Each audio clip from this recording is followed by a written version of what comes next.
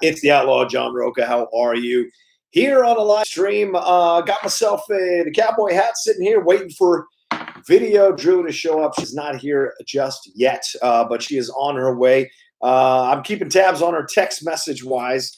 She says around 12:35. So I thought I'd start a little bit early, and then when she shows up, I'll step out and go and bring her in, and you guys can entertain yourselves until then. Let's see, what do we got here? I just want to say hi to everybody who is in the chat right now without shaking the desk. I know I have a terrible habit of doing that. And Akhtar, how are you? Aitor Karanka, what's going on? Movie Fanobi, what's up? Haskell 420, what's going down, my man? Anthony Villanueva, sup. Paul Denuzzo, what's up, Paul? Thank you so much. I Blame Gravity 1 is in this jam. Let's see, Lucas Shashek is in here. Facetious Christ. Tabitha Rodriguez, watching Birds of Prey tonight. Looking forward to hearing your review. Yeah, definitely. I'm doing a non-spoiler review later on tonight. I'll drop it tonight, and people can watch it over the weekend and feel themselves. Let's see. Randall Tan is in here, straight from Send Live. Thanks so much, Randall. Tom. Wait. Which Tom is this? Is this the Tom, or is this a different Tom? I always get nervous when I hear Tom and VideoDrew in the connection. So we'll see which Tom that is. Krista F. Send Live Raid, very funny stuff there. Let me make sure I've got everybody going on here. All right, let's make sure Drew's got access to me. William Green is up in this piece. Shoeshine is up in here. William Green says, "Let's go, Outlaw. You going to be in Atlanta, brother?" Yes, I am. Officially, I am going to be in Atlanta. Tickets are booked. Can't wait to be there. We got little top 10 shirts to sell to you guys if you want them. Who knows? But we'll see as it goes along. Luis Macias, what's up, man? Soy aquí de espero. Ay, qué bueno. Yo creo que yo soy tarde por su show, John. Yo soy listo, Horseman for life. Thank you, Luis. Lo aprecio. William Green met John at the first live event. Truly a nice person. Oh, it's very kind of you, William. Thank you so much. Randall, here we go, Randall. Papo George Mackay says, I have to say I didn't like the Outlaw at first, but he is one of the best competitors. Well, thank you. I appreciate that very much. Very kind of you. I do what I can. Let me move over a little bit more so that Drew will have some access to you all. It's not me you've come to see fully. You've come to see her as well. Let's see. Send Live Raid. I love it. Zeke Gallo. What's up, man? Everybody's saying hi. Talkside TWV. What's up, Outlaw? What's up? Brandon Buckingham, are you a baseball fan? Yes, I am a massive Yankees fan. Massive Yankees fan. So, yes, I am a baseball fan. Rednecks42, what's up, Rocha? Outlaw Nation. What's up, Outlaw Nation? Respect. Peggy Gubbins, good afternoon, Outlaw. Well, good afternoon, Peggy. Thank you so much for stopping by. Let's see. Movie Fanova, got you on the big TV. Good times. All the big TV. Let's stretch it out. Hey, I like that the light is being blocked. I'm figuring this out slowly but surely in this office, the light situation. Trust me, I want to do more content, but I hate the light situation that I have in the office. These bright walls don't help either. I'm certainly not repainting the walls, but I may be getting something to kind of accentuate the light a little bit more. So definitely let you know when you see me veering it back into the light. That's what's going on. Haskell, we are live on Outlaw Nation. Hell yeah. Manny Gonzalez, Hey John, what's up? Rednax42 said there's buffering. Am I buffering? I feel like I'm buffering. Johnny Downs, be well, Mr. Outlaw. Thank you, Johnny. Are you leaving? Did you just come to say be well and then you're out? Thumbs up, PC. What's up, Outlaw Nation? What's up, everybody? What's up? Travis Earl, Rocha, Birds of Prey for the win. DC for the win. Yeah, I certainly enjoyed the movie. Drew and I are going to talk about it, I'm sure. And I saw that Jeff Snyder did not enjoy the movie. What do you expect from a 50-year-old looking guy who's upset at the world? I mean, what do you expect from him? Let's see. Sean Barreto says, Outlaw is the MVP. Oh, thank you, man. It's very kind of you. Appreciate it. Zeno Hour, what's up, man? Hi. Garth McMurray. McMurray. Yo, McMurray. Across your face, man. Across your face. All right. Let's see. Rednax42 says, plan to watch Birds of Prey on Sunday. Cool. Respect. PC says, go Cubs. I'm sorry. Haskell 420 Yankees, baby. You know what's up. Crim's Game Station. Let's go Yankees. I knew I liked you for a reason. Yeah, we didn't have baseball growing up in D.C. when I was growing up in D.C. So Yankees is where I threw my allegiance. First Methuna says, go Yankees. Woohoo. I knew I liked you. Respect. Jeff Weisberg, effing Yankees. Well, there you go. Tom, not that Tom, different Tom. Anyway, you guys want to see a dead body? Nice Stand By Me reference. Travis Earl says, wait for the magic hour, Rocha. Yeah, I guess so. I like to create a magic hour in my studio 4 hours a day so I can record content. Let's see. Yankees 28 this year, says Sean Berto. Kevin Merton says, what's up, everyone? I Blame Gravity says, where is Tom? What have you done with VideoDrew? Yeah, fair. Where is VideoDrew? She's about 7 minutes away, according to her. And if I step away, it'll be to bring her in. So please be patient. I'm not leaving the stream just to bring her into my place. It's okay now, says Rednex42. The Prince that wasn't promised. How is everyone doing today? Yeah, how is everyone doing today? How are y'all feeling, man? Justin Downs, I just restarted it and it's fine. All right, so there were some kind of issues there. Devin Lott says no, it's crystal clear to him. Rednex40 says no spoilers on Birds of Prey. Absolutely. No spoilers on this. We're just going to talk our overall feelings about it, what we liked about it, what we didn't like about it. But we're certainly not going to get into specifics or spoil anything. And to be honest with you, there's not that much to spoil. So I don't know if that's a spoiler, but there's not that much to spoil. It's very much its own film. Travis Gilbert says, my wife bought us tickets for tomorrow afternoon. Looking forward to it. Nice. Hope you enjoy it. Justin Towns, Send Live Pro here with the Outlaw and Drew. Thank you so much. Paul says, this should be a great duo. What's up, people? Jeff is 36 going on 76. That he is, that he is. He texted me last night. He was so upset that I liked the movie. And he was like, they should take your movie critic. I don't know. Dan's pretty smart. I can fight. Maybe Riley. Riley's smart enough to survive, I think. Nice to see you. Thanks for tuning in from the Netherlands, man. Respect. Go Orange. Go Cards. And yeah, VideoDrew Dungeon represent Rockin' Movies with Tyler. Nice. Oh, nice, Paul. Enjoy yourself, man. I hear that's a great, great show that he's doing across the country. Tishka Productions. Tivshka. I'm going to say it that way. Do you think Alex Smith will be a quarterback this year? No. Dwayne Haskins. Or if we draft somebody. The Prince that wasn't promised. Yankees all day. New York born and fucking raised. Hell yeah. Random Tan, can't wait to see you in your first MTS match of 2020. Oh, it's going to be rough, man. Paulo Yama is no joke. No joke. It's going to be tough. Garth McMurray says, I love Snyder, but it's true that he's only 35 years old but looks older than you. Damn right. Damn right. That's what being angry at the world does. It ages you. Zig Gallo wants to know, hey, Outlaw, do you have a La Liga team? Is that Spain? If that's Spain, Barcelona is my team because of Suarez. Luis Macias, Chicago Cubs. Haskell says, go, yo, Jake. PC random, no random, knock it off. Sorry, Wendy Lee is texting in right now. Yeah, true. If you've never seen an action stream, it's not a stream without a blank chair at some point. Hey, Paul, are you going to bring me on the show? Are you bringing me on this chill to action show? You keep saying you want to bring me on. Am I coming on Schmoebaits? Like, what's the deal here? Extend the invite. Let's set this up. Sean Barreto says, Outlaw, get Tom to trade for VideoDrew. I can't do that. Yakavetta, I'm kind of going to be in and out of here today, still at work. What's up, Jake? Okay, man, do your thing. Do your thing, brother, man. Jeff is something else, man. I was watching old matches. The Patriots, geez. Yeah, that's true. That son of a bitch. That son of a bitch. All right, Danny Cabral says, what's up, Outlaw? People, what's up, people? Yes, let's see. Rednex42, Christian Hall made a cryptic comment about deal needing to be done to get Nose back competing in the Schmoedown. No, anything, Rocha. There's there's been conversations. That's all I know. There's been conversations, things going down. So we'll see. Travis Earl, DC's really pulled itself together. Jeff is a sourpuss, but he's grown. Yeah, Jeff is. Jeff's not a bad guy. Honestly, I know he's a bit tough to take sometimes, but he's not a bad guy. And I've never put up with his bullshit, so that keeps us friends. Rednex42, UK here. What's up, UK? United Kingdom represent. How you feeling? How you feeling, man? You're no longer part of the European Union. Some likes up here on this thing. Only 37 likes, but there's 94 of you in here. Catch it up. Catch it up. Please catch it up. Get up to the 94. John, do you think the second coming of the XFL this weekend will be a success or a failure? Oh, I think that thing is dead within the year. No doubt in my mind. The talent they have, why would you want to see people that can't even make an NFL team playing professional football? It makes no sense to me, but I'm going to cover it. Outlaw Nation.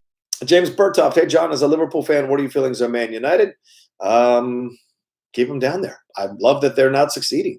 I'm a Liverpool fan. I can't be anything else but happy that they're not doing well. And Solskjaer, back in the old Collider days when I had that Premier League show, remember when Solskjaer came in and he won 10 or 11 games in a row? The first thing I said was, he's playing against competition. It's not that strong. We'll see how he does once managers figure out his tactics and figure out what he can do. And sure enough, they figured him out before the end of the year, and he was taking losses like nobody's business. And it's no surprise now he's taking losses. Hey, Outlaw, did you get to watch Liverpool versus Shrewsbury? The Young Reds did awesome. I did not. They weren't showing it in the States. I guess I had to have signed up for the LFC TV app, which is about $65. And right now, it's not something that I need to sign up for, but I think maybe next year, hopefully, I'll be in a position to do that. But yes, I did not see it, but I saw the goal, the own goal that got us through. Those kids, man, it's just a magical year for Liverpool all around. Ratson King says, also greetings from the Netherlands. Outlaw, I have the utmost respect for you. Well, thank you so much, Ratson King. I appreciate it. I love the Netherlands. Maybe someday I will come visit with my lady Outlaw. Don DeMarco, Rocha's my guy, but I'm here for Drew. Yeah, I know, Don. I know. She's on her way. Give me a break. She's on her way. She's coming. Kevin Merton says, Barca went to Camp Nou last year for a game. Oh, I'd love to go to Camp Nou. That's awesome. Suge Knight. Wait, this might be her. Hold on. Hold on. Hello? Hello? Yes, hello. Hey, Mike. Who is this? Mike Sandoval. Oh, what's up, Mike? Hey. Oh, hold on. I'm in the middle. Okay, hold on. I'm in the middle of a live stream, so hold on a second. Yo. Yeah. What's going down? I won't reveal anything. Go ahead. What's going down?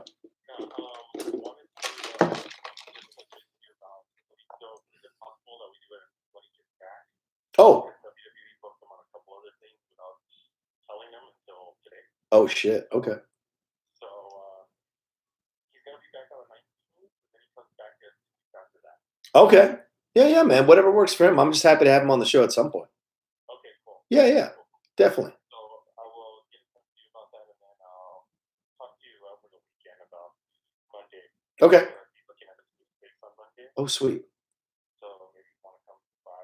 Yeah, I got time, man. Yeah. Okay. Let me know. Cool, Mike. Yeah, take care, brother, man. All right, bye. Yeah, man, that's my job. Hustling. Just locked down an interview with a professional wrestler. It's coming up later on this month in February, so I'm looking forward to it. Can't reveal who it is just yet. Once I get the official booking, I'm gonna announce it for everybody. It's part of the Strong Style show that I've got going on here on the Outlaw Nation channel. We just dropped the new episode this morning. We talk about WrestleMania 13, Bret Hart versus Stone Cold Steve Austin. Me and Aaron Turner breaking that match down, talking about the history of it, the legacy of it, and also what was going on between the guys to make this match happen. But yeah, it's coming. That's for sure. And so this interview hopefully will be another great feather in the cap for the building of that particular show. You can go find that on this YouTube channel now. Let's see. Let me get back to where I was at. Where are we at here? Yeah, Don DeMarco said the Rocha's. Yeah. Right. Suge Knight, what do you think of that trade? The Dodgers trade? I don't know, man. We're gonna tell you, it's a little dirty, it's a little sneaky, but baseball is doing what it's doing what it's doing, and Mookie Betts is going to be fantastic for the Dodgers. Ferguson or Khabib? Ferguson by elbow cut. No, Khabib will win. He'll destroy him. It's not even a joke. First, Methuna says top 10 reunite. Not yet, man. I'm doing my thing with Dan, and we'll let it be at that. Danny Cavallo, VideoDrew for the exchange. I hope so. Rednecks bummed Remainer here. Kevin Merton says it was the last game of the season versus Real Sociedad. Oh, okay, they're talking about themselves. Ronak Singh, 1991 says hi from India. What's up, Ronak? How you doing, man? Hello. Thank you so much for taking the time to join me here on this live stream. Trust me, she's coming. She's coming, man. She's coming. Here, let me check and see where she's at, actually. Let me text her right now. I'm gonna tell her that everyone is waiting for her.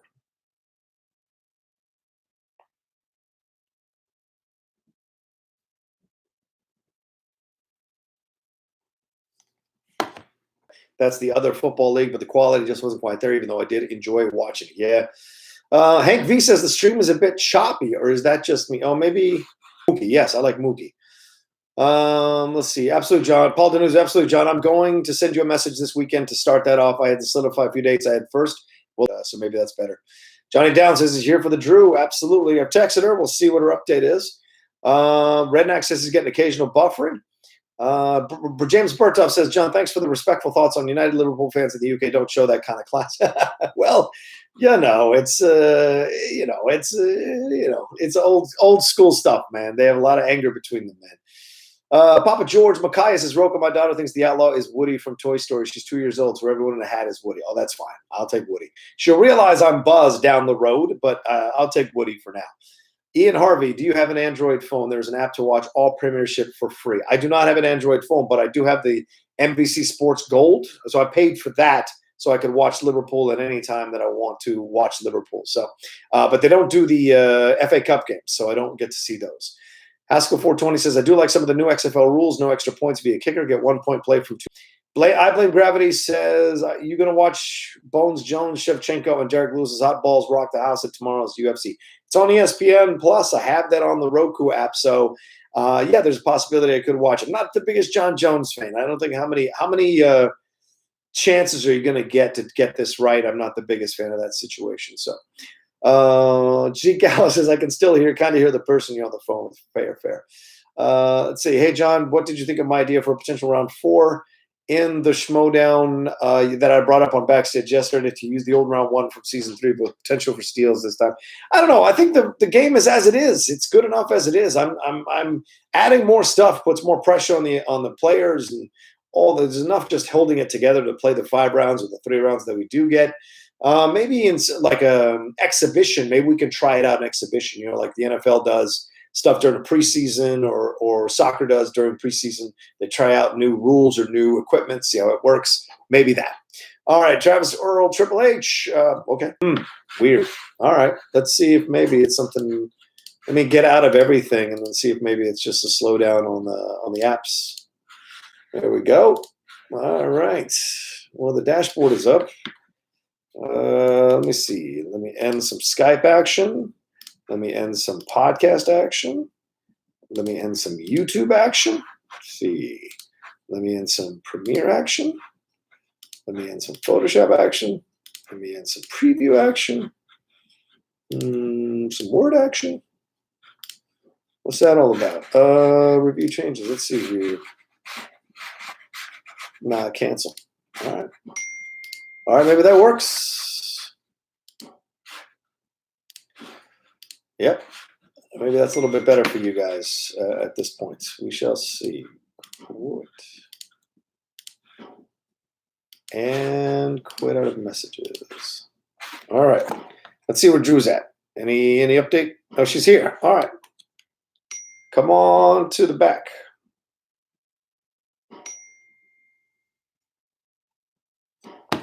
Let me see. All right. Drew is here. She's on her way in, guys. She's on her way in. Just giving you the update. She is on her way in. Get your things ready for that.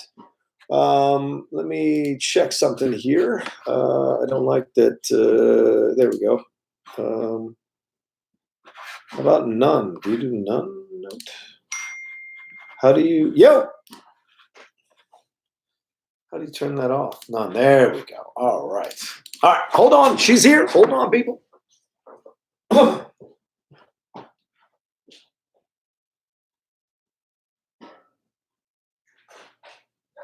my God. Hi.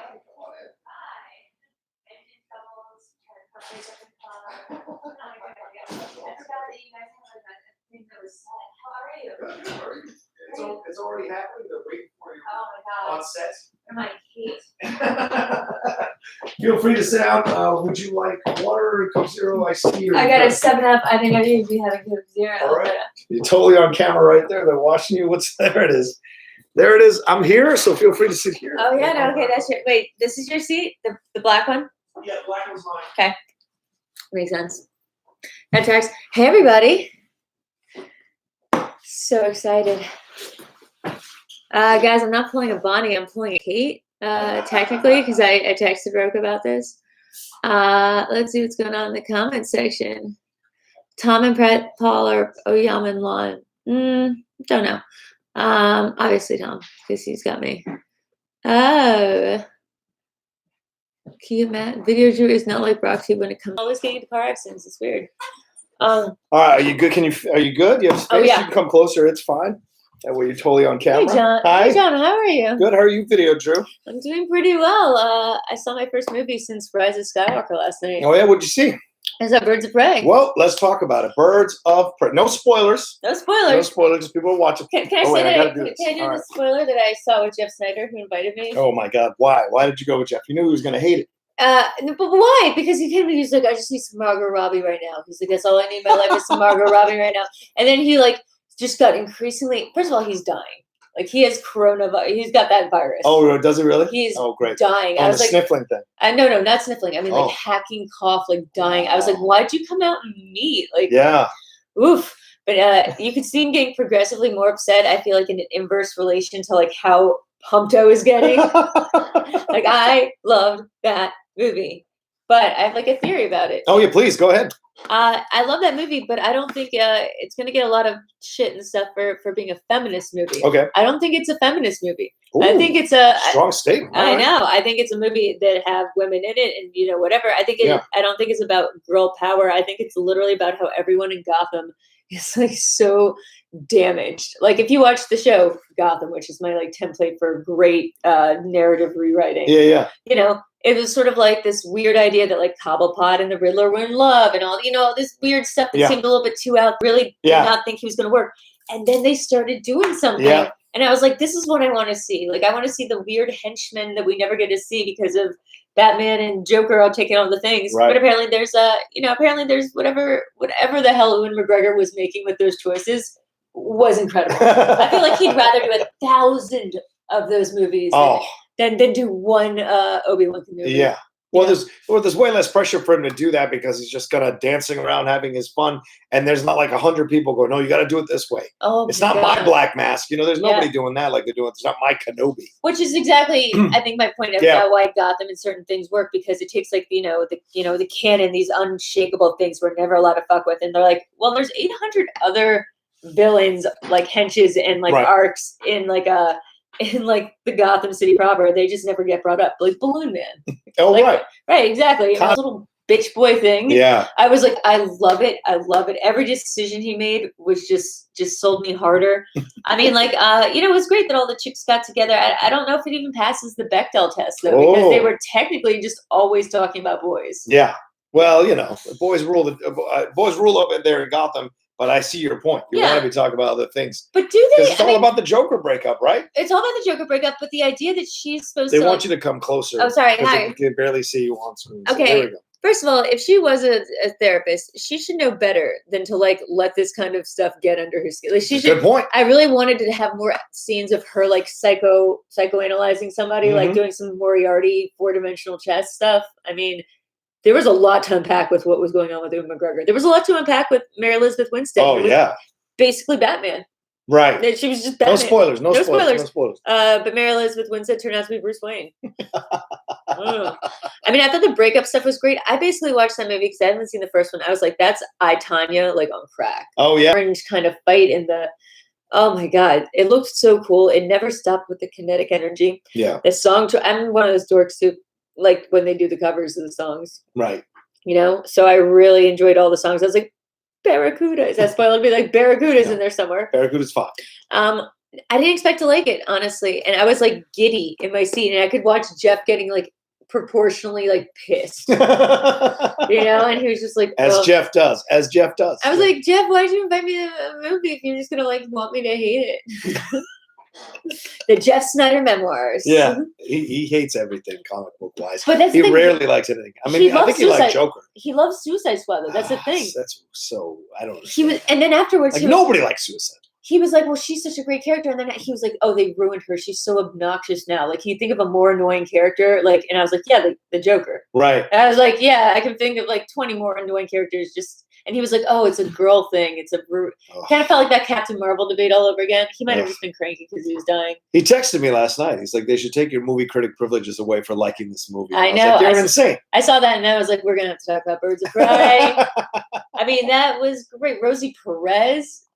It was so great to see Rosie again. Yes. Doing her thing from the 90s, man. I mean, she's been doing that on TV. She does that on Search Party. Yeah. Yeah. Yeah. But like, she didn't wear a bra for most of this movie, which was a baller ass. Yeah. And I liked. She's always been sassy doing her thing. Yeah, and I like Mary Elizabeth Winstead a lot. Yes. I mean, her whole like the idea of being stoic as a Batman versus being stoic as a woman is like completely freaking different. I love like the little mock-ups they did on like there was such a big emphasis on food. Yeah. Like the food fetishization. I could write a whole essay about the way that food was consumed, the way that women were consuming food, the way that like people were eating meals at weird staggered times. Like you would see somebody eating an egg and then like Victor Zaz was eating like nachos. Yeah. And you're like, wait, what? Like what meal service is that a day? And the tacos and the weird tacos. The weird tacos, the yeah. egg sandwiches. By the end, the egg sandwiches. This is not spoilers. They go, Jeff goes, there's no way she's going to take a bite of that sandwich. I was like, she's going to take a bite of that sandwich. I was like, that's the kind of crazy bitch she is. She's going to take a bite of that sandwich. She's like, no fucking way. I was like, you want to put money on it? And then she was just like, ah. It's closing the circle. Yeah, exactly. Let's see. Let's get some quick super chats. Welcome, VideoDrew. I hope you're well. Johnny Down says that. Hi. And then Movie Fanobi says, Drew, hey, lady. Hey, Steve. Movie Fanobi. He made me some amazing art. He also, Oh, no? yeah, that's a baller ass move. It just be like a heart around it. VideoDrew. I love myself. Yeah. William Green says, Rocha Drew, why I watched the Schmoedown, no lie. Nice. Yeah, someone recently was like, I only watch SCN in your streams, and I was like, that's a weird combo. That's a weird combo because my thing is very, very different. In fact, I've learned like I need to pretty much, I can't really watch SCN. That's what gets me into trouble. It's because I'm not a talk radio person. Like I didn't grow up with that kind of stuff, and watching it is like painful. Mm-hmm. It's like painful in a way that like. Look, it's like reality TV. I also can't do anything like that or the news because it's like playing a bad improv game of no butt. Right. But I mean, that's a little less relevant to SEM, but like, it's sort of like instead of yes and you say no butt and just wait for people doing. I don't like teasing. I think it's, I respect that. Because but I definitely know how to mess with people. And the other day when Christian was like, oh, but VideoDrew's like the nicest, sweetest person, I was like, no, I'm not. That just means the kayfabe's working on some level because I am a cruel motherfucker. Oh, you curse on the stream, right? You can curse on the stream, of course. Yeah. So she is cruel. She calls in the shows and puts people on the spot. She's a very cruel person. I do remember that. Oh my god. We talk about the most humiliating moment of my life where I hung up the phone. Immediately got a phone call from Saul. What? Yeah, because Saul. You gave Saul your number? Saul was like my. I wouldn't give that idiot anything. Can I be honest? Yeah. I would never say this to his face. Saul's the most supportive, genuine soul person. Like I've threatened to show his voicemails where he's just like, "Hey, are you okay? Just checking in." Wow. He's a good person. He rubs some people the wrong way. Just like people rub me the wrong way because of my own personal ish. Right. But no, he's. I understand him. He's like New York. He's totally New York. That's for sure. Yeah. That's why I like busting his balls because I know we can take it. Yeah. Kristen Smith's in the chat. What's up, Kristen? Hi, How are you? Let's see what's going on here. Shout out to Rocha and VideoDrew. Yeah, we got it. We were talking about this for a while that we've got to do something together. I think even before I decided I was going to be coming back to LA, we were talking about doing a podcast together. Yeah, something like that. We've been kicking around an idea of doing a show together. We'll see if it comes to fruition. But it would be kind of fun. It's already happening. Paul says you're totally ruining Saul's reputation here. I know. He's awesome. I know. The thing is, if literally it's your discretion. If Saul ever does something to me, I'm just going to play the voicemails where he's just like, I just want you to know you're a really good person. And like, I believe in you. I was like, wow. Got that in my back pocket now. Like that's Saul, you wuss. You total wuss. I called him last night and said, is it sad for a woman to go to Dave & Buster's all by herself at 11 p.m.? And he goes, that's the thing I did last time I was in LA while waiting for my plane. And I was like, But anyway, I want to see. Go ahead. I want to go back and see because I know we're going to be using some clips of this for my new job, which is awesome, by the way. And by the way, I'm so excited to have you. They were like, John Rocha, does he want to do like more podcasts? Does he want to do public speaking stuff with us? Do you want to do like video stuff? I mean, right now they can't really pay shit, but I'm sorry, I've already cut that out. But it's a real big like space, like playground to play in. Wow. And they need editors, and they're really gonna, and they're WWE focused. Like that's how they found me. Oh, that's great. Obsessed with that. So anyway, they were awesome. Okay. But I was like, let's talk about, because they're trying to get me South by press passes. Oh, sweet. I've never been. So I said I would do something on Birds of Prey, but I wanted to hear your thoughts on it. Birds of Prey, I really liked it. Why? Was she not known for doing great fights? Well, no, it's more a matter of like, why didn't you get it right the first time? So they had to bring him back in. So maybe really? And they felt maybe that there. Well, spoiler alert. No spoilers, but somebody like has a mutant thing. I don't understand. Yes, somebody does have a mutant thing. That's very interesting. That's not a thing. But I know people are complaining about the movie. But the thing is, some people are complaining about. Jeff the movie. Snyder's gonna be dead in a week. We don't have to worry about him. Literally, I've never seen anyone that ill in my life show up to a movie. Oh my god, poor Jeff. But they're saying, like some people are talking about this whole situation that like, oh, it's a bit of a mess, and there were a couple of things that for me that bothered me, but. When you think that it's Harley Quinn who is the narrator of this film from the beginning, she does the voiceover. So you have to factor into your head, this is an unreliable narrator movie. And so it's all going to go all over the place. I'm not going to get as much backstory for certain things. That's just how it's going to work. Because the focus neutral is like a mess. Have you ever tried to go back and watch all those like Christopher Nolan Batmans, there's so much like mess in the middle. There's so much, there's a boat and there's like side quests and there's this and there's that, you know, like especially The Dark Knight, like it has so many messy, like could have been tightened here or there. This I didn't feel like it was a mess because I was totally along for the ride. The entire time I was like, it was like being in like a weird, it's like, you know, Disney World lets you drink alcohol on the premises. It was like being like in that. Except like that, there was a Clockwork Orange, like the whole thing. It was so great. And was it the same director? Because I know there was a woman director. For which one? For this one. Yes, Kathy Yan.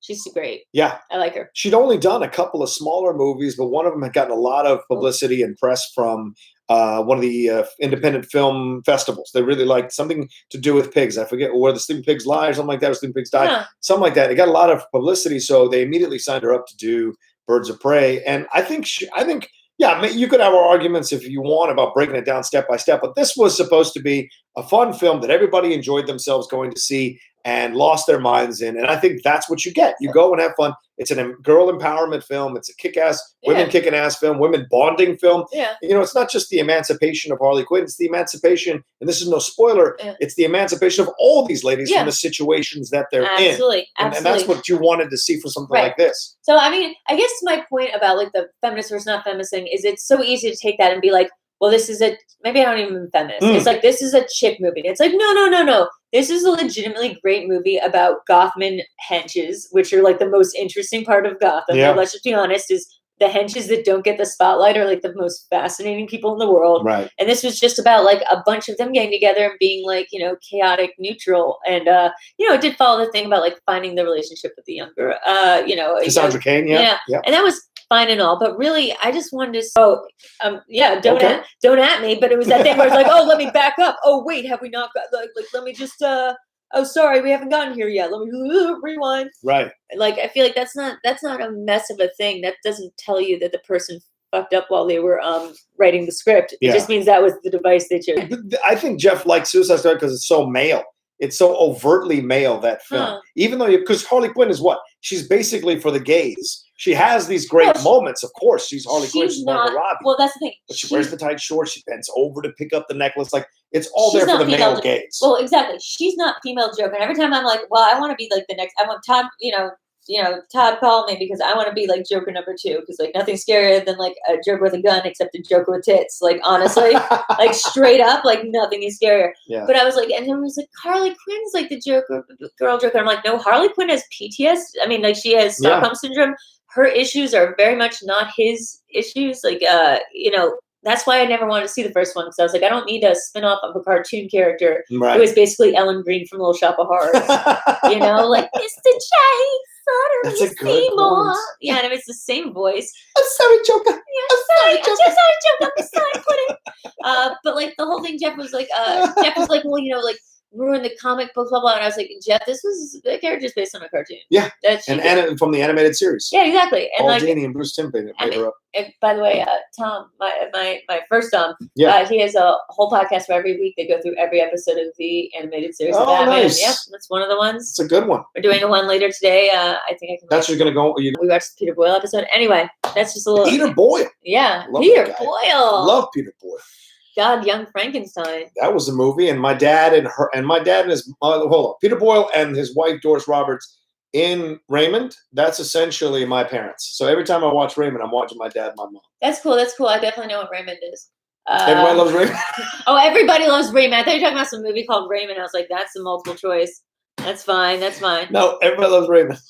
Can I? This is for the stream because our match hasn't aired yet. But I heard that a question that tripped me up. You showed to Rachel and you, by the way. I think I finally proved to myself that I'm really good at it, and not only that, I think I proved that I've contributed a lot. Yeah. To to how people operate. No spoilers. It was fun watching you play one way or the other. We're not allowed to say what happened. Of course not. But I enjoyed watching you play because I haven't seen you play. So that was my first time I'd watched you play. Can I be honest? I think this and maybe Shazam semifinals were the first time I was able to relax. Yeah. And I felt like fun and it felt good and like I was getting this high from it. And also like I think Rick has like a really good energy. I think he Tom. Yeah, I mean, Rick Klong, aka Other Tom, aka Tom gave me a message the other day saying now people don't think my name's Tom. And I was like, Tom, you could have been. I've been telling you for months to promote your shit on social. You have a Patreon. Like, why aren't you doing it, man? He's fine. He's fine, but he's They're also close to 5,000 a month on his Patreon. He's fine. I know. Okay. Guys, you want to hear a hot tip about Tom? I'm allowed to say this. Okay. If you guys ever want to check out something weird, go to Amazon.com, like Amazon Prime. Check out a show called Junk History, and you will see someone that looks a lot like Tom on methamphetamines talking so much faster than even I can talk in my fastest moment.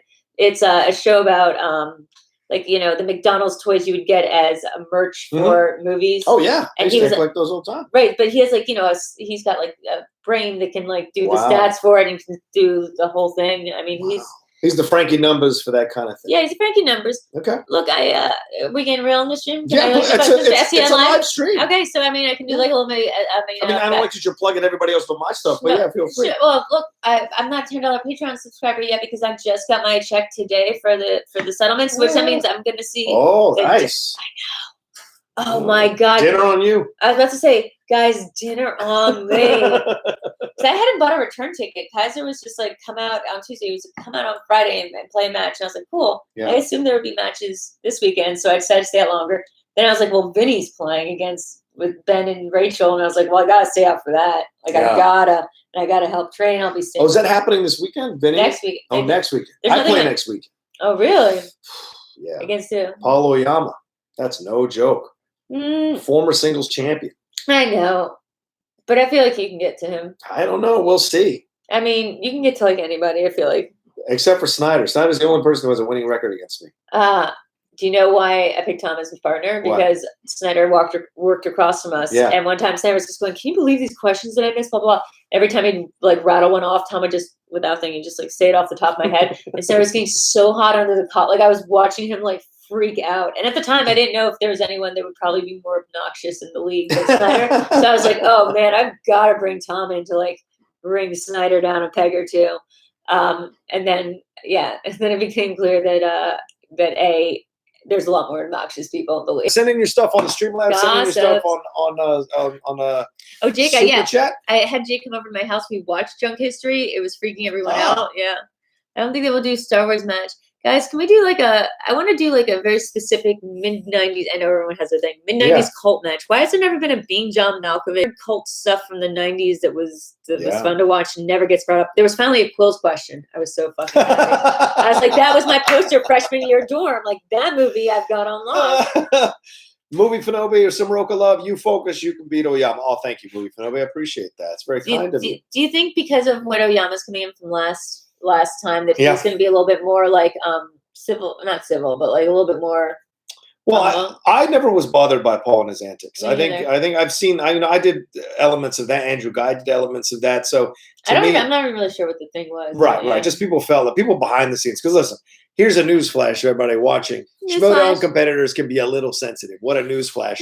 And so when Paul came in swaggering around, like Chance came in swaggering around, the competitors felt they weren't getting the respect that they felt they'd earned from the young bucks. So they were upset about it. They got all sensitive about it. And so Paul felt guilty and sent these emails out to everybody to apologize, And I told him, bro, we never had a crossword. We never had a problem. Do your thing. Feel free to apologize, but you're fine in my book. You know what? So. Here's the thing is, and I have several thoughts on this. And one of them is that, it's because a lot of times, at least when I came in, no one like looked at me or talked to me like, until like, of course, like, especially if you're not good at like putting on performance or whatever, your default is to like just be an asshole and like strip on yourself and defend yourself, and then especially if you do like put on glasses, like hunch over, and then you're like, well, that's my character. I've offered Christian the idea. I was like, I don't need to play next season. Let me be the kayfabe coach for like all incoming players because everyone needs to have a gimmick. What's that from? Fucking Gypsy. Like everyone needs to have a gimmick. Like, and because if you don't, it's gonna be impossible to separate. I'm VideoDrew, and it's getting impossible to separate. You're very close to who you like. It's a line. Look, me and the Outlaw, it's always a blurry line, depending on the situation. Mine is she talks less and smiles more. It's like Hamilton. Because Christian, my very first match said no cross talking, so I went, okay, well, I'm gonna have to keep her sentences brief. That was the entire thing. Let's see. Ben Rayner says, "What? The Outlaw and VideoDrew on a stream together? Outlaw, are you recruiting? LOL, JK. Just playing around. Love you guys. Fans of both of you. That's very kind. Oh, thank you. It's video. This kid Danny. Shout out to Danny. He's my familiar. He's a crow that lives in Brazil. What does that mean, a crow? He's like my crow. You know, He's like the crow? No, like you know, like how witches have like familiars. Yeah. He's like my crow. Wow. Yeah. See, I don't have this kind of level with the people who tune in to me. I guess they tune in for different things. You have no idea. You have no idea how my fans are. You have no idea how my fans are. I love it because I think a certain kind of person would be like, oh, a little bit like, oh, what's going on? I'm like, you're making puppets out of me? I love it. Like, what kind of skin do you have? Like, it's crazy. I like love it's like my entire life. I guess I've been waiting to be a cult leader. Oh, there it is. That could be the new thing for season 8. I remember, your own faction. It's the cult of Drew. I remember watching Going Clear and going, well, this is awful, but I need to get me one of these one day. It just feels like it would feel real. Good times. Rocha, nice documentary. Wish it was a bit more Rocha, but it was well made. That's what I've heard. What does that mean? But there's because most of the people interviewing you almost like or interviewed about you, like almost like a funeral sort of. No, I think it was more that it was because it was juxtaposed with the advancement of the actual game. Gotcha. So people felt like half the documentary was about the game and half was about me. So it wasn't fully about me. But I think there is an 1.5-hour one lying around somewhere that someone could shoot and make and create. It would be an 1.5 hours of just my story, maybe down the road once I retire. Have you guys thought about pitching this to like you know, a Tribeca Film Festival when they do like the sports stuff, but then also the midnight movie stuff where it's often like about weird wrestling stuff. It's almost like heavy metal parking lot kind of stuff. Yeah. I feel like Schmoedown is such an interesting community. Like, and I like this idea. I got my Tribeca people. Like, I don't know. I haven't seen the documentary yet, but Schmoedown is such a fascinating community to me. Yeah. And again, as someone who's like obsessed with cults, and like when I saw Midsummer 4 times in theaters, like, and thought it was like the funniest comedy I've ever seen in my life. And then when I found this Schmoedown stuff, I was like, oh, I get it now. I feel held. I was like, I love this cult. Yeah, it's a good cult, the Schmoedown cult. First Muthuna says, woohoo, Outlaw Nation, rise up. Thank you so much. Up. Jay Winward, can you please let VideoDrew try on the hat? Yes, please. Would you want to? Yes, please. All right. Here we go. It's a big deal. Can I see? No one has tried on the hat. No, I've not let anyone ever try on the hat, but video because you came on. Do you feel like? So I'm going to be you? I'm going to be John Rocha? You got to be me, yeah. I can't even do a good John Rocha. Come on, you can do it. Okay, let's see. You're an actress, I'm sure. Oh, I'm not. Oh, I'm not. Somewhere in there. Let's see. I don't know what to say. Are you trying to be a cute Jessie cowboy? What is No, I'm not Jessie cowboy. Oh, like you know Pixar. I do know Pixar. I saw Toy Story for the second. Drew, get it together. Hey, so if you're just joining us, we're back at SCN Live, and we're talking to Ben Bateman and Roxy. Guys, who do we have on for this Paul and Tom match? You know, I'm not sure if Never seen Tom pull up a second or third round that well. I mean, he's got the perfect first round. I'm going to be contrary. You guys have any thoughts? Ben Bateman's like dead-eyed. No, I don't. You know, I've been watching Tom and the way he plays, and I've been analyzing him. Don't look at all to the person you're talking to. Yeah, I think he's a really good player. Watching a lot of his matches, I think he's got. The hand motions. I could do everyone on SCN by this point. I just don't want to because don't at me. You're gonna get in trouble. No, I don't want to get in trouble. They're gonna get in trouble eventually. William Green says, if she pulls a horseman, I will donate $10. LOL. That's gonna cost more than $10. Yeah. Wait, can I tell you something? I guess this is like where we can talk truth, right? Of course. They didn't. And like Kaiser and I had been talking, but me and Kate had also been talking. They didn't tell me that. I just woke up one morning and said the trade had happened.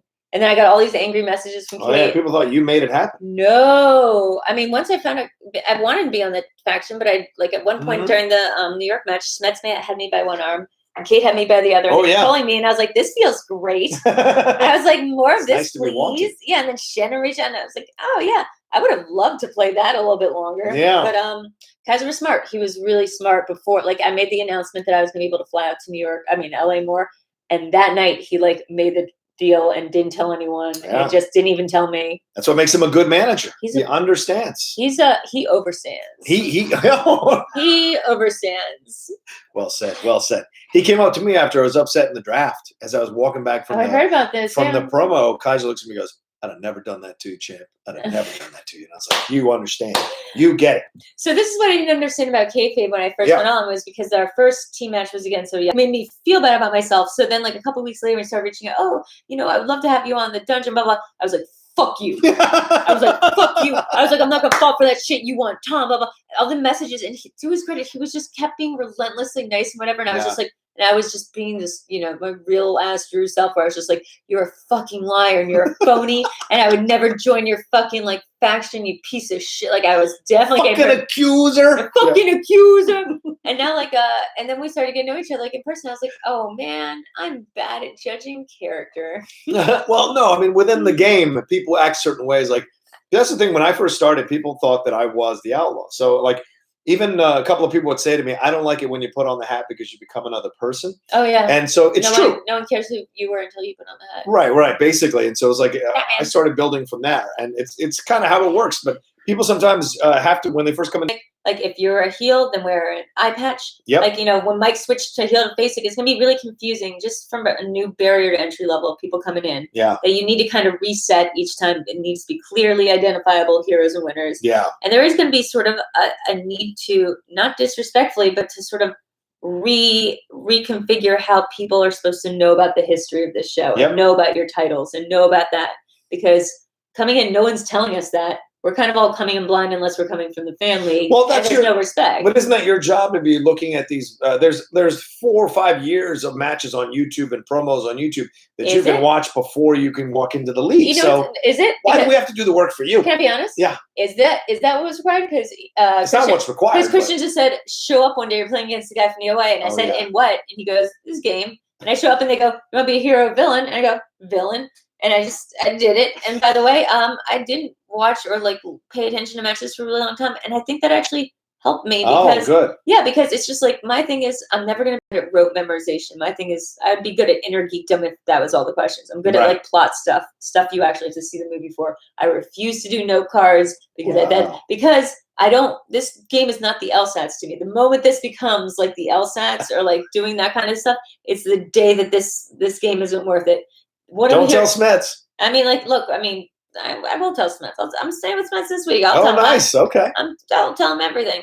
The thing is, it's more like to me, like the character stuff and being able to stay in character, especially because my character is like, if you notice, it might look like a heel, but she's always self-owning. Like her joke is always on herself. And it's really hard to keep that up when you're losing. Right. You know, and I was really, you know, I'm just, you know, really impressed because I don't know, it just feels good to be able to play great games and then also not have that thing where you are like Christian keeps telling me, oh, I think you can win a belt this season. And I'm like, no, I can't. And also, no, I don't want to. Like, I'm not going to put in, I spend all my time doing Schmoedown stuff, but it is way more on the creative community side of it. That's what makes me happy on doing it. Like that's honestly, I mean, I didn't know I like to do performance things, but now I do. And now it turns out people love it and I'm their queen. Right. Let's see. What time do you have to get out of here? Because it's 1:20. I want to make sure we get all. Oh yeah, no, what we got? We get some time. Let's get send in your Streamlabs, send in your super chats. Going to read them all here. Rockin' Movies with Tyler. Yes, with the hat. All of a sudden, want to see you dressed as Harley with a bat, winking at the camera.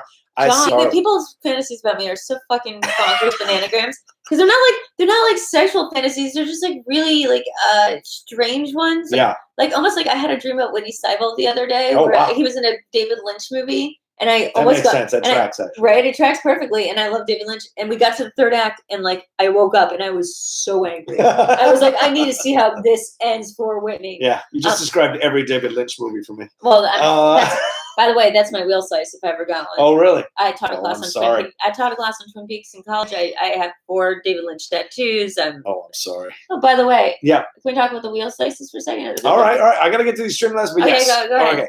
Real quick, JJ Winward says, can you please let VideoDrew try on the hat? We did that. Bruce Leroy, it doesn't get better than VideoDrew. Glad to be one of her best friends on Patreon. Nice. Yeah, that's what my tiers are, best friends. Oh, who do you think will challenge for the belts first? Tom and Paul Preston or Lon and Oyama? Who has what it takes to be a formidable team for the long term? I mean, honestly, I don't know Lon and Oyama. I'm starting to watch Lon's matches. The thing about Tom and Paul is I don't know if Tom has the fire in him. Oh, you don't think Tom has the fire?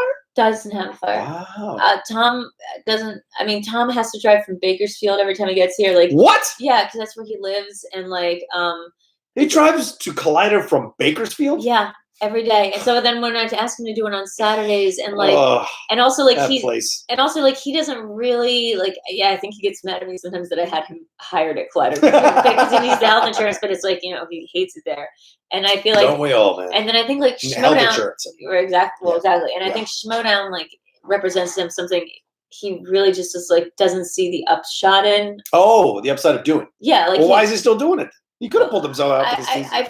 I kind of felt like I was forcing him to do it last season, or like he was kept being like, "Oh, I feel bad," or like he's like, "It's hard not to want to match your enthusiasm," which I felt was like the weirdest. Because my energy levels with Tom is very much he's like this, and I'm like, like all the ideas, all the things, and he'd be like, "Okay," and he would just show up, and he's like, "I was like, let's do this for a sketch," and he's like, "I'm just gonna show up and do my thing," and that's gonna. And he's a great improv partner. He's a natural comedian. So if you watch our matches, he's like mimicking my gestures a lot. He's great. Yeah. I don't know if he has the fire under his belly, and I don't know if him and Paul being managed by Kate is the best idea. Yeah, I don't think that's a negative to think about. I mean, you've got a new manager in Kate. Of course, Grace has done it, but we don't know how much commitment Grace has to the Schmoedown herself. She's building a very, very strong career for herself. As an actress, as a host, as a you have to know the influencer, but you got to be there all the time. You got to also do opera research. Like that's 90. I mean, that's what I'm good at. I know that I'm good at certain things, and one of them is like opera research. Yeah. Like I'm really, because I was married to a politician, lawyer, whatever. So like I know what you need to study in order to put stuff and to make stuff work out. Yeah. It doesn't work in the first round, but it works in the second too. My God. Yeah. And like. I feel like I don't know what Paul's thing is. I feel like isn't his thing just like knowing a bunch of stuff, but not actually wanting to learn outside of his wheelhouse? No, I mean well, certainly he thinks he knows a lot from a lot of categories, so he's a difficult guy to play. That's for sure. I don't think Tom ever will want to look at what categories are like. Everything about Tom, I feel like, is a defer to like whatever you want. Tom's just gonna roll with it no matter what. Roll with it, whatever one. I respect that. But like it doesn't make sense though when it's something like we've already played. Certain people before, and like, you know, but I was the one doing all the gaming and the scheming, and and like people. So I came Tom's off like whatever. Yeah, man. Tom had the knowledge, but like knowledge can get you so far in this game, and some of it has to be like how much you can game the system, how much you can figure out about abundance, and it's not a very it's not very people can't see it, but like I'm not trying to like toot my own horn here, but there were a lot of times where like I pushed things in Tom's favor to show Tom off because I know his knowledge set was better than mine. Right. I put James Bond on the board. I put a lot of things on the board that I would like video games that I just like knew that he could run with and that would freak out the opponents to see on the board. Right. I mean, there's a lot of that. I don't want to give all my trade secrets. There's so many. I'm taking notes. There's so many things on the board now, especially these new things that you can put on the board.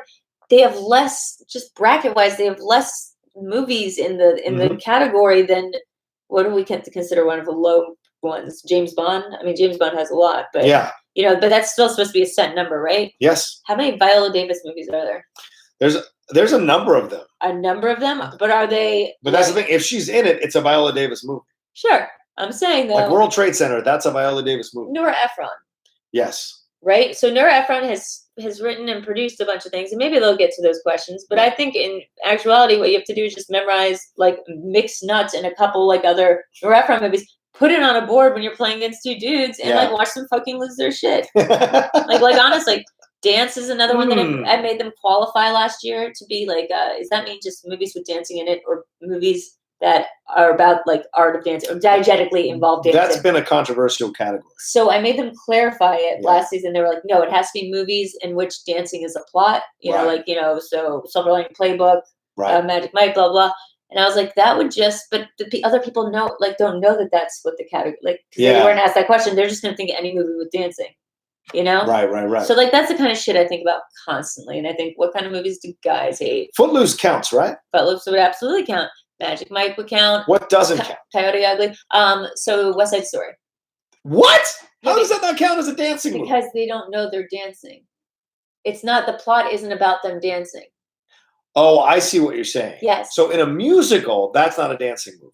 Not necessarily, although some musicals are dancing movies. Is Fred Astaire a dancing movie? Top hat, swing shift. Oh. Yeah, that's the which one? Play on the Ritz, whatever. Yeah. Singing in the Rain, I believe is more of a talk. But it involves them knowing that they're dancing and dancing being a big part of Black Swan, Suspiria, Step Up, Center Stage, all these movies. Okay. But not all. La La Land is not. Wow. That's around this past time. I'm like, this makes total sense to me. Well, like, the initial reaction is, I want to push back because they do dance. But your comment, though, is correct here. But the point of it isn't that they're dancing. The point of it is that they're in love and they're expressing love through the dance. But the dance is not integral to the overall plot of the story. Right. You're right. Sense. So Silver Line Playbook, they're doing this. Yes. And by the way, there's some gray area here of like Grease where there's a dance scene or like certain things like that. But no, that's not a plot of the movie Hairspray. Yes. Right. Like, are they leading up to a dance contest? Are they in dance school? Is dance being used to summon demons? Right. It's just, that makes that categorically, and know my challenge from last season, categorically that makes sense to me. So especially after I had them clarify it and like freak out and backpedal a couple days of being like, well, we don't know yet. What about 13 going on 30?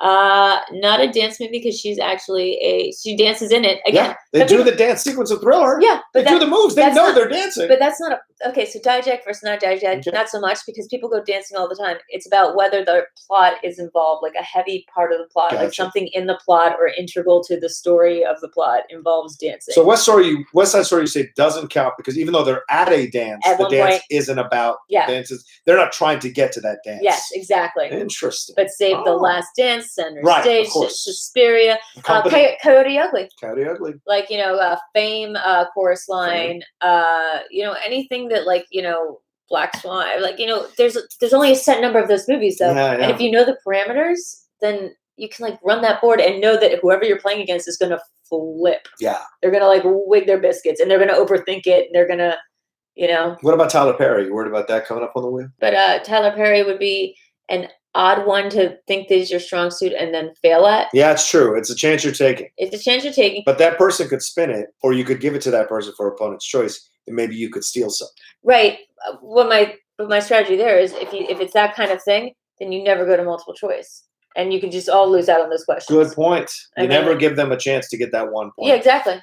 Makes sense. I like that idea. I think about this stuff. This is what I think about. I don't play. Welcome to the game. No, but I'm saying I don't study note cards because I'm not a dork. But you study the strategy of the game. I study strategy of the game. I respect that. Look, when I was married to somebody was in the news and all this stuff, I didn't care at all about the news part. I cared a lot about the House of Cards machinations. I was like, oh wait, so who is what producer is back channeling that stuff. I love hearing about. Yeah, you love the gossip. And I'm also really good at giving advice, being like, well, maybe if you did this, Well, give me some advice on Oyama. He's gonna be tough to beat. Okay. He's not in the dungeon anymore. No, he's not in the dungeon anymore. You don't have to worry about him. But the thing is, your version of how to get under people's skin is antithetical to what I do. I'm always learning, though.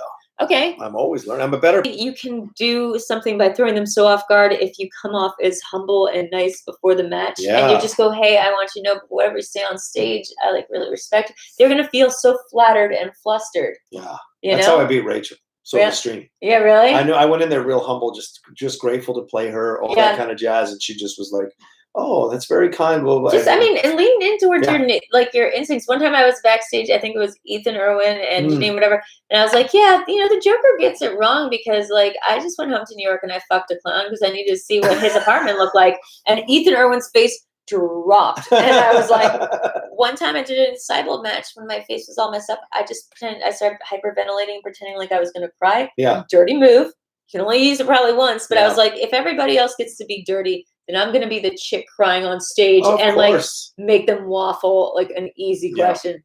That was the dirtiest thing I've probably done. But again, that's not being mean to somebody. Yeah. That's just making people emotionally connect. You're welcome. Don't share that with the Outlaw. He'll want to make you cry more. So it'll just inspire him to make you cry more. There's a couple of people now that I'm like, I wonder what I could do. I wonder how far I would cry. Something I've been thinking about a lot. Toe to toe, man. I'd love to play Drew one day to take our tactics against each other. I see who comes out on top. I love it. Also, I think people certain people get really set in their ways. I heard Ben talking about this on Schmoedown backstage backstage where he was like, well, I'm gonna have to adapt eventually because people are learning my techniques. I'm like, I'm like, no. I mean, people already know what your thing is. Right. Like, I would know exactly where to play you. I feel like I would go like movie taglines Yeah. or movie quotes, because those are the things that you haven't memorized. Mm-hmm. Like, that's not your note card system. Yours is release dates, and yours is this, and I've been paying attention. And like, I see where you fumble, and I see where you get aggravated with yourself.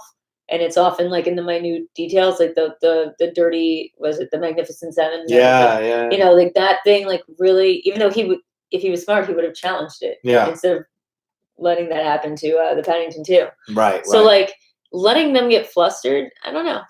I think about this stuff all the time. I should be a co-manager, honestly. Look at you. You just got to the league like 2 seconds ago. Mm-hmm. Slow down. Mm.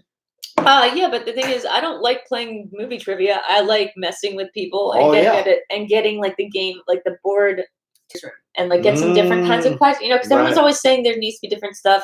I feel like getting a remote writers' room together and having the questions vetted and having different kinds of people like writing the questions. I think it's frustrating as hell every year. The competitors complain about the questions. That's all they do every year. But what they're really saying is, my strengths aren't on the wheel. Therefore, you cater the game to me so that I can play. That's not. No, what they're saying. It's frustrating. No, what they're saying play is the game as it is. No, like this is what they're saying is there's. We need a Nora Ephron category. No. I can name you 10 directors that have 6 movies as well. Are you gonna listen to me? This is the whole thing about this is everyone's issue is that these things skew heavily towards stuff you can read on IMDb and not actually have to see the movie. So therefore, it's not a good. That was Sam's doing.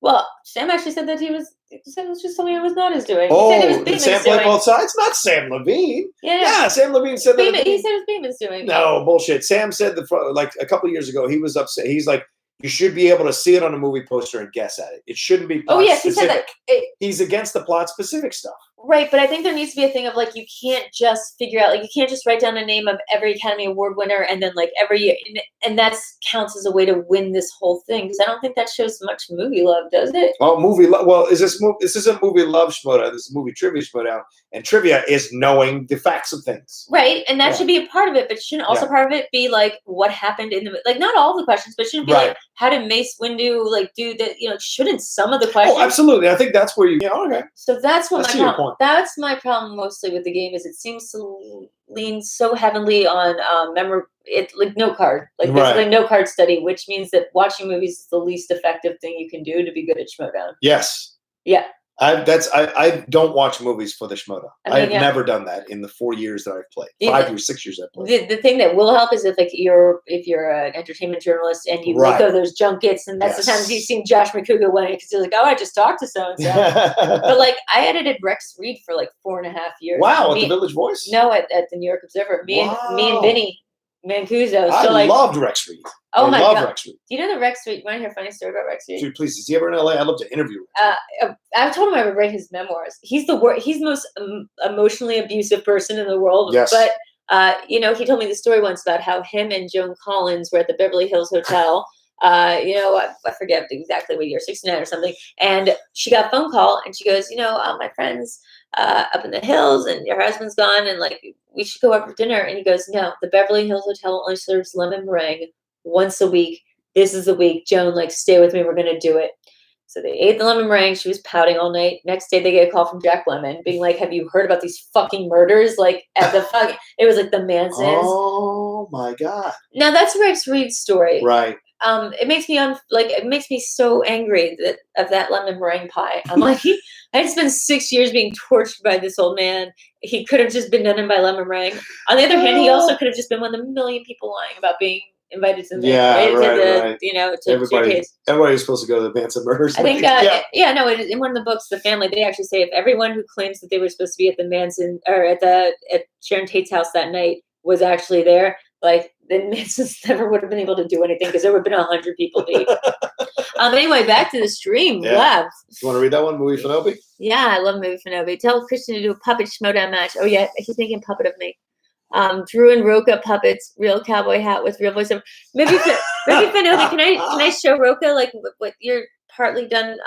Yeah, show me. I want to make sure it's okay. Make an outlaw puppet for God's sake. But my God, it's so being John Malkovich. I love it. Like, oh, it's that kind of thing. No, I'm more like I think other people would be freaked out, but I'm like, yes, my babies, make me weird puppets. We got cloth puppets when we did top 10 last year in London. Really? This lady brought us. She sewed puppets of me and Matt Nost. Oh, it was insane. No, I'm kind of into it. Also, me and my ex-husband, we had a lot of weird dolls and puppets and like you know, like almost like Sesame Street style. Also, look at my people do Look at that. Is that the Discord? Yeah, this is my Discord. But look at they just do like wow. Dude, my people are freaking cool. I gotta do better at Discord. I'm not good at Discord. Oh, I'm terrible at it. Yeah, I gotta get better. I'm terrible at it. I'll come in and I'll be like, "What are you guys doing?" And I'm like, "What are you guys talking about?" I just need to dip in more. It's my fault. Well, then I also pop off in there in a way that I don't think is probably okay. And I'm like, I hate so and so. And then it's like, nope, I probably shouldn't be saying that. Let's see if any more Streamlabs have come through. Let's see. Caleb says, Caleb after LA loves you both. That's from Big Little Warrior. Peggy B-Ball says, I formally invite you both to a new MTS fan league show called Fantasy Film Fights. Yes, please. Someone help me on one of those games because I love arguing. I'm so much better at arguing. There's my doll. Oh. It still doesn't have hair yet. And then if the comment, if you read it, it says, they said, apart from having boobs, I need to go bigger. That is fucking scary. I love it. That is fucking. Oh, I fucking love it so much. I mean, that is fucking scary. Yeah, oh my God. I love it so much. My people are amazing. It's like, my friend who I used to do LSE with all in high school, she's like, oh my God, it's like you finally found people vibrating on your wavelength. And I was like, yes, I have. Hey, John Hurd. Hey, let's see here. Peggy B-Ball says, we take random film topics and draft them. We've done sports movies and best picture winners. Next week is movie villains. We'd love to have you guys on a future episode. Movie villains? Sure. Yeah. I'm down with that. Look, villains are my jam. Oh, wow. The thing is also, I don't think people know what I'm good and bad at because I keep myself from knowing what I'm good and bad at. Oh, okay. You're still learning. Also, like when I do practice matches, I don't keep score because I don't want to know what I'm good and bad at because I want my own prejudices against what I'm good and bad at to actually factor into how other people play the game, and then it turns out like I run the board on some certain things that I never would have thought I know. Right. So it's interesting. All right. Yeah, that's my strategy. Shoeshine says was already planning an outlaw puppet actually. Okay, Shoeshine, get together with Movie Finobi. I respect that. Jake. Oh, Jake says still got to get both of you on Schmoebaits at some point too. Yeah, Jake, absolutely, Jake. Jake, you know that this is what I want to do more than Jake. movie trivia. I'm really, really good at arguing. I'm really good at arguing my way into being right. I'm like my cousin Vinny. The electrical clock is. Oh my God. That's Chris Scorpio says, I'm rooting for both of you in the upcoming season. Who do you feel is underrated in the league and who is over? Yeah. Yeah, they have like 0 matches to prove themselves. Oh, and then, who's overrated? People get talked about a lot. And I think who's underrated, there's like a million kids who are like underrated because they've not played yet. I think like a couple of them. First of all, I just saw Alex Damon had talked shit about my challenge. So now I'm like, no, I don't like Alex Damon anymore. What challenge is that? The American Psycho one. Tell me. Oh my God. Oh, this is my finals. Okay, so they asked, the category is horror thriller, correct? Okay, yes. They said horror. And they go, what horror movie stars Willem Dafoe, Jared Leto, and Christian Bale? Yeah, that's not a horror movie. It's not a horror movie. It's a thriller. It's a psycho thriller. So I said I challenge in the categorical sense, and Mark looked at me and he went, "Don't challenge it. I'm going to reject it." And but Mark Ellis said that. Yeah, and because at the end of the day, but Christian had told me ahead of time, he's like, "This is semifinals. This is when you guys got to use it." Yeah. So I did it. Doubled down. Also, because I used to write Bretty Snell's fan fiction. I got kind of popular for a while. I would do like Bretty Snell's rewrites the Babysitter Club. Like I would do like satire, like that's brilliant. And so like Entertainment Weekly picked up that. So it's like a point of contention and pride for me. Yeah. You know, like that would have been real fucking messed up. Now, yes, I didn't have the answer, but like, and I never even thought about it. Like, I was just like, what the hell's going on? Right. But the fact that like I challenged and won that challenge to me was like the win of the night. Yeah. Yeah. But Damon had an issue with that. He didn't think it was a valid challenge. Oh, it became one of those big things where people were like, like, what are you doing? Also, I didn't let everyone finish. Wasn't sure how challenges are supposed to work. So I waited the first person said a thing. And then and then they gave me another question. I think that worked. I didn't do it to be a heel. I did it because I was literally like, no, that's not a thing. Right. But people, I think, because it sets bad precedents or whatever, and people just, people like to have issues with stuff. Did you like Bibiani's challenge, the Lord Sir challenge? That one I didn't hear. Okay. The thing is, I found annoyed, but I also understood, and then I felt proud of myself for understanding the Conjuring 2 question because the whole thing. Oh yeah, that was fair. Conjuring 2 universe, the demons can't inhabit people. Right. Only ghosts can. So in the Conjuring 1, it's a ghost who's being like manipulated by a human. In Conjuring 2, that's why Annabelle's a doll. That's why the nuns never walk the earth. Like that's valid. However, there's only one character named Barrick or whatever that counts. there was another challenge, and also I think if it's a self-owned challenge, like which I believe one of them was, I feel like that's valid. If you want to show off by getting yourself out of the league or out of the match, go ahead. That's what Bibiani did. He essentially gave the kid 2 points by challenging it. So they asked him a new question, and that ended up being the point that down the road cost Bibiani the beating, like staying in the match. Honestly, I think that he'd rather have the kid win. You know, and Brendan's got a little less of the baggage or the reputation or whatever. So I think both looking altruistic, by the way, and wanting to be altruistic because it makes you look good to people, and actually just being altruistic, to me, that's like the same, that you're still doing the same actions. So that like makes you a fine enough person. Okay. I know that there's other stuff. I saw this stuff happening last night on Twitter. I was like, oh yeah. I almost like liked somebody's comment. I was like, don't get fucking into this. I didn't see it was two. I took him down. No, I saw. I think, you know, sometimes I get into these. I retweeted his as a positive. Yeah. And then he wanted to have a battle over it being a video game movie or not. And I was like, I think that the movies is just as they are. And Harold Ramis was not playing video games to decide how to do a Groundhog Day. It was a ridiculous assessment to me. I think it's also like coming, like me and my dad, we're both very talky like that. And the way we learn and the way we engage with people is just to like argue. Right. You know, it's just sort of like, well, then this and that. And we pick apart holes in arguments and we say no, but instead of yes, and like. Right. And I'm past that. With my therapy, I'm past that. Like, that's how I operate. That's how I like to operate. I discuss with people. I don't get into like snarky shots. If you get into snarky shots like he did, then I tune. Oh, the snarky shots, yeah, but in terms tunes me out immediately. I'm talking about like maybe pushing back on the concept. Like, I don't mind that. So like the whole like you know, like dance. What is the exact parameters? Right. Like, you know, but people can find that really like I'm being confrontational. I think it's a good for discussion because you're backing up with an intelligent point. Yeah, that's what frustrates me. Because look, I don't have a lot of time left on the earth, and I don't have time to spend on snarky conversations. Look, you're one of those vampire men that will live to like at least 400. God, I hope not. I'm dead at 70, for God's sake. God, please let me just go out at 70. Please let me go out as soon as No, but see, here's the thing, and like, I don't. Once again, I don't disrespect Bibiani. I always speak about Bibiani's incredible knowledge of films. Can I be honest? Yeah. I did this whole thing about like whatever, and then I found myself ever since this thing being so enraged with certain people in the league, and like having people in my crosshairs that I can't stop getting under my skin no matter like what happens, and I'm like, okay, so I'm not like immune. This whole thing, I have to be very aware of my own things. I'm not above it anymore. I'm no longer like not invested. Right. There are certain people that I want to fucking watch burn to the ground. I want to watch them burn to the ground so bad. I will do anything. Yeah, there was. It's personal. It's like it's extremely personal. I'm sure there are some competitors who hate me too and never watched that documentary. No, I'm sure. By the way, I absolutely believe that people that think they really hate you will buy that documentary, because that kind of hate is nothing more than obsession. Okay. You know, and then they want to like be able to quote it and be like, oh, look at this. Yeah, it's obsession. No one.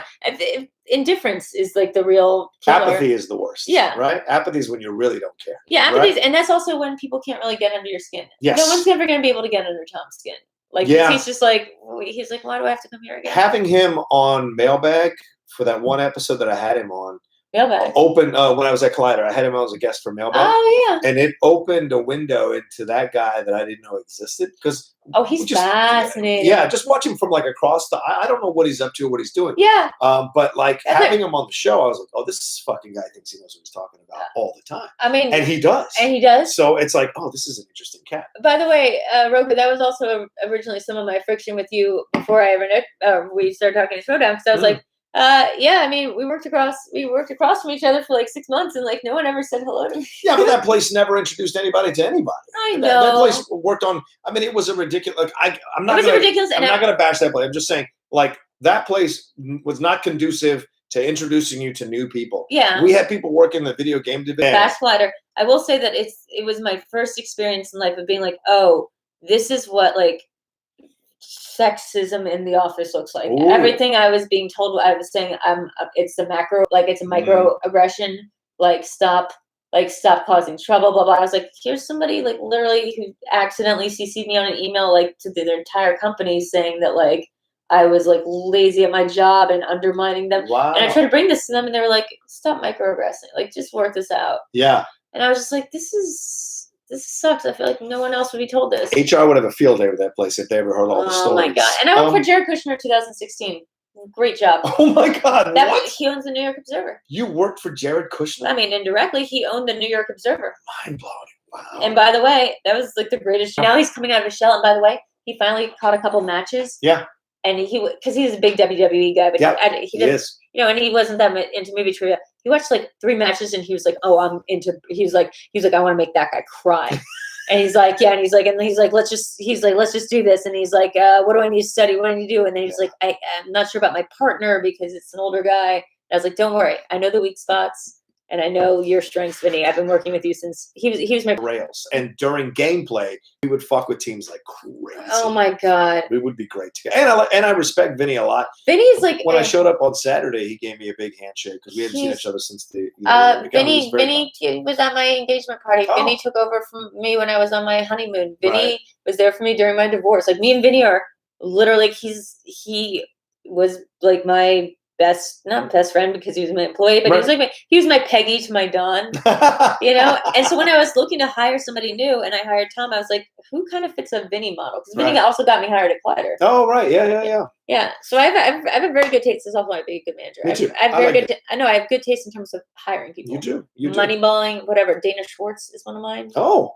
I hired her right out of college. Wow. Yeah, I've got some good taste. What we got going on? McMurray says, "I love seeing the VideoDrew puppet in progress in the Discord. When it's done, I would love for VideoDrew to come out and only speak through the puppet. Oh my god, yes. Giving answers, holding the puppet up to the mic. Yes. I'm looking forward to more VideoDrew cutscenes." Oh my god, guys, we've I don't think it's spoiler to say that there's gonna be some couple cutscenes because also I'm like, Christian, I'm around. You have me fly out here. All I want to do is shoot stuff now. Yeah.